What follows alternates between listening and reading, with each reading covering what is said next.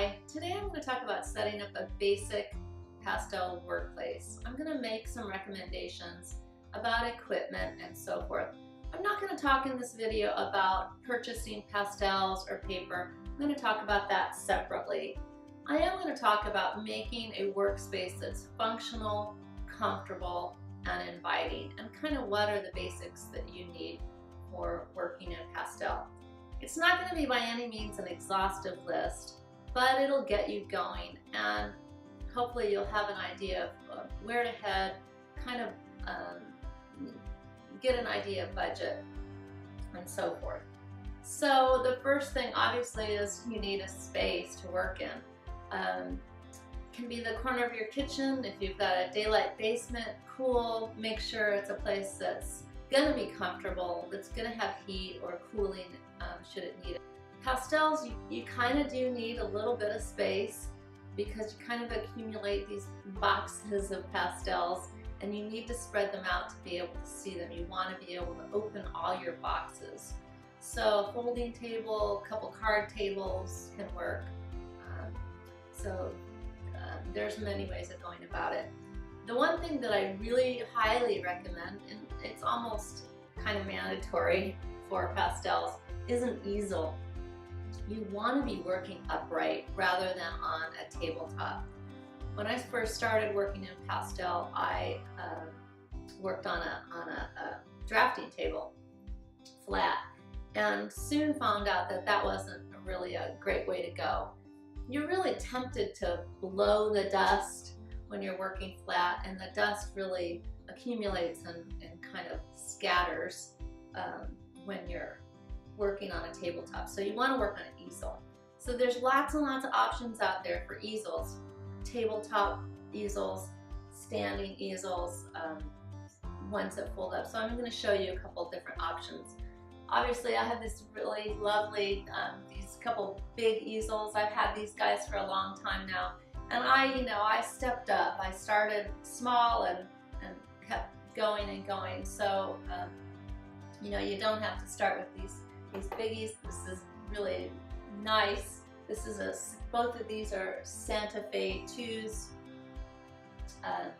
and I really enjoyed them over the years. But really good options are, let's see here, we've got this.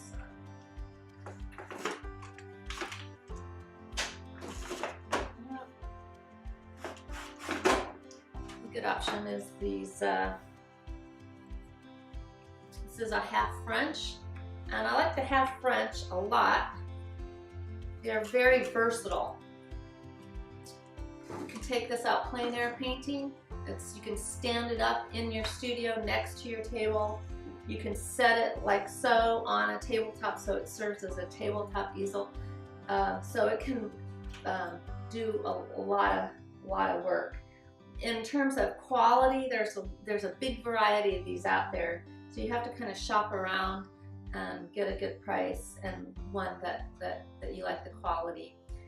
On quality, the thing that is different on them are this hardware and the way the hardware operates. So just check them out. So that's a really good option. Half French, a full French too, just a little bit bigger. And then another thing that I really like. These are considered studio easels in the catalogs, and just a metal easel.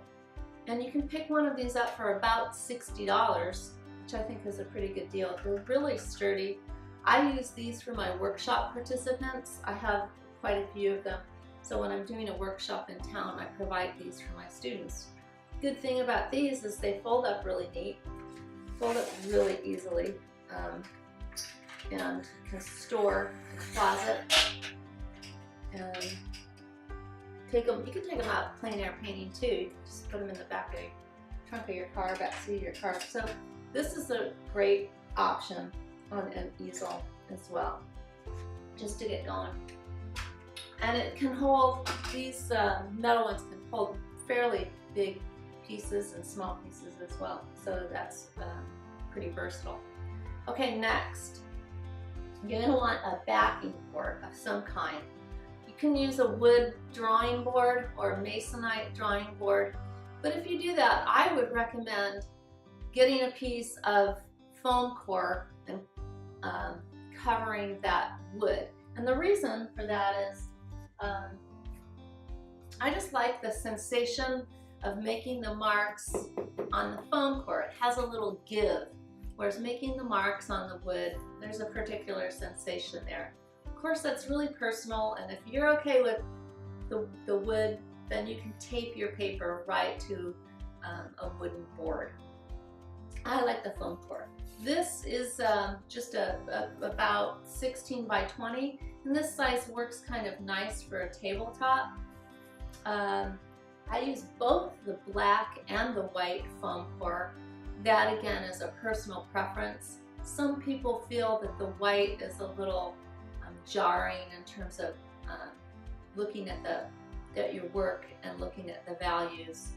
So I usually buy the black when I'm doing videos or a workshop. But when it's just me, I usually just buy the white and I just get whatever's cheapest. So that's the reason for the foam core. Now you can use just foam core or tape together or clip together a couple pieces of foam core if you don't need the wood backing. The next thing you're going to want is a catch or a trap for the pastel dust under your board. So easiest thing that I think to do is to solve that problem is just some aluminum foil, and you can see here I've just cut it to the size of my backing board and folded it. Cool thing about this is when it gets filled with dust, you just take this and you crumple it up and you put it in the trash. And you can see here, back here on my big easel, I've basically done the same thing.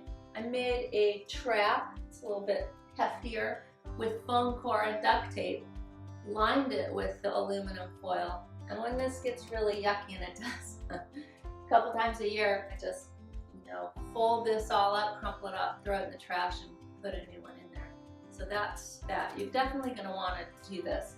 Some folks in my workshops take a piece of masking tape or tape and line the bottom of their board, and that catches a lot of dust too. But I think that this works a little more efficiently than the masking tape, catches a little bit more. You want to get as much of the dust as you possibly can. You don't want it flying around. And I wanted to mention, the reason we want to work vertically is we want that dust we want gravity to do the work for us and catch the dust. So it's pretty essential to have an easel work vertically. Though it is, I know it's an adjustment for some people who have always worked on a tabletop. Watercolors often work on a tabletop, and so it's kind of an adjustment to go to working standing or having your work vertical. So that's just something to get used to. It goes pretty fast. Next thing is you're going to want to cover both your table if you're working on a table, if you have your pastel spread out on a table, and you're going to want something under your feet. And an old towel works great. I have students bring those to my workshops, and that's just fine. The reason you want that is not, again, you want to keep clean, but also if the floor in your space is tile, particularly tile or wood, you're going to inevitably drop some of your pastels as you're working, especially if you're getting into it. And if you have something down, at least you have a chance that it won't shatter. And so you definitely want that. A piece of carpet, a carpet remnant, works really great for that. And either of those things, if they get too messy, you can throw them away. On towels and your apron and any kind of other fabric thing that you wind up with a smock, you're going to want to make sure that you separate those things in your laundry. Pastel dust really, or bits really do wash out, but every now and then you can get a little stainy piece. So you want to separate your laundry. So that's that. Yeah, you're gonna want some kind of easel, apron, or smock. Okay, lighting. Lighting's a big issue, and it is for me. I don't want any shadows on my surface area of my work, and I want to be able to see my pastels really well. I want the same lighting on the surface of my work as I have down here on my pastels. So you want to always think about having apples to apples here. So when you're first starting out and you don't really want to make an investment too much, you definitely don't want to install tracks or anything like that. So just starting out with some desk lamps or a couple desk lamps, clip lights work really well. And there's all kinds of options out there nowadays with LEDs and all kinds of different bulbs. So you just have to really play around. There's warm ones and cool ones. In my studio I have a combination of LEDs on a track and a couple of shop lights with fluorescents in them. And in those fluorescents I have a warm and a cool tube in them, so I have a more balanced situation. So you just have to play around with it. But again, I would really recommend waiting to install anything until you really know you love your space and you're going to stay there. Okay, so that about covers it on functional stuff. So now to creature comforts. And I think that we really need to make ourselves pretty comfortable. You really want to stay focused for as long as you can. And if you're not comfortable, you're going to get distracted. You're going to procrastinate, whatever it is. So making sure that you do a little preparation to make yourself comfortable. Making sure that, again, you're warm or cool.